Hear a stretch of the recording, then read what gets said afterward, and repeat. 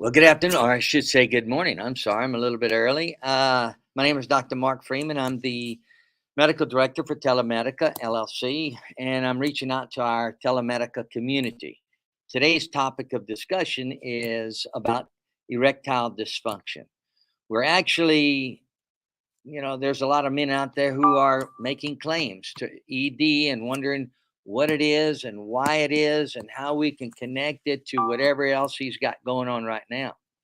So I'd like to first off, as I usually do, explain what it is. When we say ED, we say erectile dysfunction. It doesn't mean it never functions, but it doesn't mean it. It means that it doesn't always function appropriately. Maybe at the right time or for the right during the right period. But in any case, we got to say that why we got to ask ourselves why and how.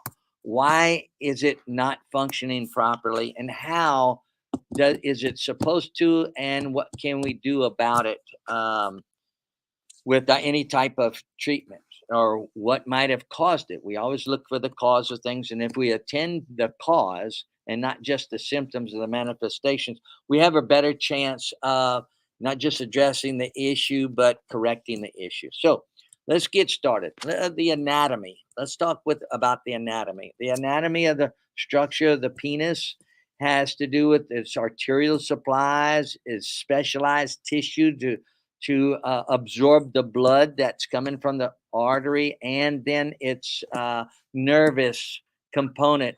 Not nervous as anxiety, but that might affect it, but nerve as into the innervation of the gland itself. So it has mixed contributory factors in its function, most of which is an autonomic nervous system, which means it comes from the sympathetic nervous system and the parasympathetic nervous system. These are the two branches of the autonomic nervous systems. Okay. So, in order to get aroused and form an erection sufficient for penetration, that's another phrase that they use in the DBQ to evaluate ED. And then that is innervated by the nerves affected from the sympathetic nervous system. The parasympathetic nervous system. And then after enough erection sufficient for penetration, and then comes ejaculation, and the ejaculation comes from the sympathetic nervous system. So you have parasympathetic that helps get you erect, and sympathetic that helps you with ejaculation. So those are the nervous systems that are involved in erectile function and or dysfunction. So that's something that must be addressed if we're going to attend to the cause of the problem. Another cause is a vascular deal. So the organ has to get enough blood sufficient for erection, and that comes from the dorsal artery of the penis. And the vascularization of such said organ can be diminished due to many things, such as atherosclerosis, or anything that impedes the volume and impedes the flow of blood to the dorsal artery of the penis. And so that's something that we will attend to when we look at treatment or addressing. Then you also have the nerve components, which we say some of which are all parasympathetic. Then you got some sympathetic nerves. Let's talk about the parasympathetic nerves. Okay? So when we talk about erectile dysfunction, it could be from many multifactorial reasons. Okay, it could be due to something that's going on in your head that affects your nervous systems, your autonomic nervous systems, as well as your conscious efforts. And so I bring this up because when we address the cause, it could be related. It is multifactorial, but it could also be related to the anxiety that you might suffer with, the depression, the mood alterations or disorders that one might suffer with. For instance, many of our soldiers coming back from combat have a condition of post-traumatic stress disorder, of which that can play a big part in the ability to establish an erection sufficient for penetration and being able to through ejaculation. So in the beginning of this, when I was researching, I was thinking, well, this is something mainly directed to males, but it's also directed to females. We're talking about the spouses of males and everybody. It's a cooperative effort, and everybody is concerned when it comes to a dysfunction of that organ. And so I don't want to leave anybody out. And so I'm trying to divulge the anatomy and then some of the physiology, which anatomy is structure, physiology is function. So why is it not function? That's why we call it dysfunction. So it's usually not due to anatomy, although it can be. So there's conditions like Peyronie's disease and other conditions of anatomy, such as a removal of one of the testicles or both of the testicles, or improper placement or torsion of the testicles and things of this sort. So when it comes down to ED, it's multifactorial as far as the cause. That's the gist of what I'm trying to say here. Now, if it's an anatomical cause, in that's I shouldn't say to be expected, but it's more likely that you'll have problems with dysfunction if you have problems with the anatomy or the structure. Other than the structure, if it's just a physiological cause or functional cause, and why is that? Is it due to the uh, vascular or the blood flow, either the diminishing of the blood flow, or is it due to the psychological components that have something to do with the parasympathetic and the sympathetic nervous system? So there's multifactorial. Lately, we've seen a lot of veterans who come in who make contentions claiming ED, and they want to know, they don't know what's wrong, what's going on. They do have normal anatomy, but yet they're unable to perform, so they say, all right, because of a dysfunction. And we're trying to connect that to a central component in their head. And that central component uh, can be due to many kinds of central nervous system insults or diagnosis. And it could be a mental health disorder. It could be due to a traumatic brain injury, a TBI. So anything that has to do with the brain parenchyma or the brain itself and its ability to be aroused. And so now we come down to, okay, we know the anatomy, we know the physiology, we understand in the questioning on the DBQ that we normally see. We see a lot of people, and the biggest contention is to claim loss of this organ's function due to a mental or central nervous system insult, be it a traumatic insult or a mental health insult. So let's address that. You know what? First, let's get back to the blood flow of the multifactorial causes. Blood flow might be one of them, which back in the day, before they had Viagra and Cialis and all of these prescription medications to address this issue of vascular dilation, and they used to use an old herb or plant called yohimbine, which is a peripheral vascular dilator, and and it allowed increased blood flow to the organ, which actually perfused the type of tissue that's specialized in the penis, and that's called the corpus cavernosum, corpus spongiosum.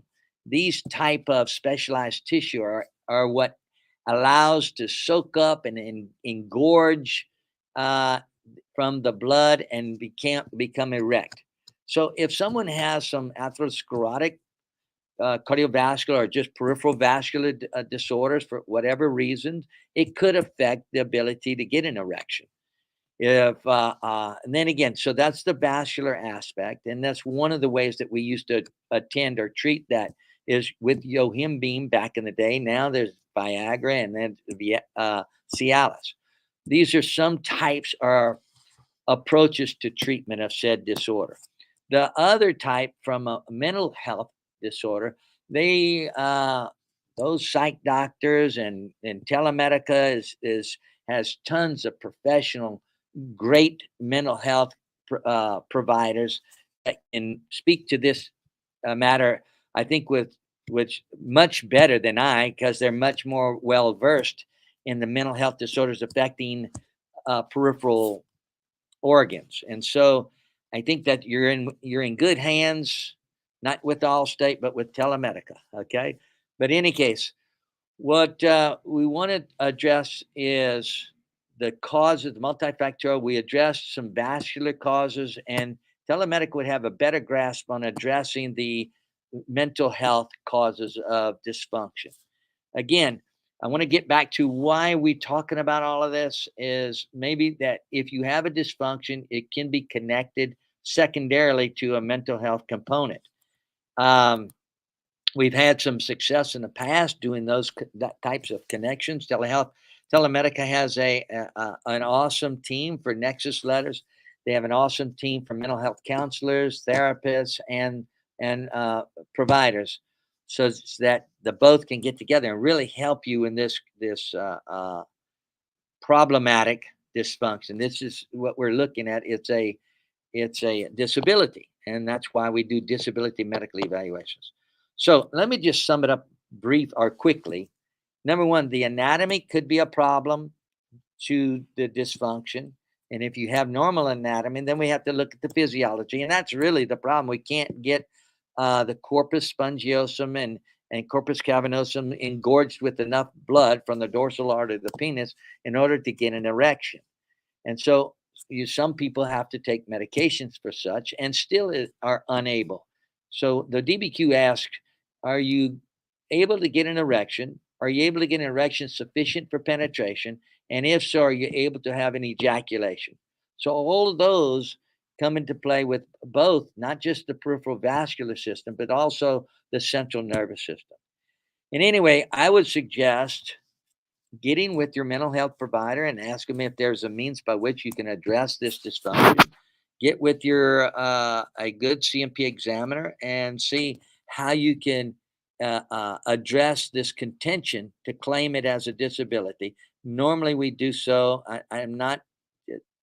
Normally, we recommend, or we it's they're come to us claiming it as secondary to a central nervous system insult.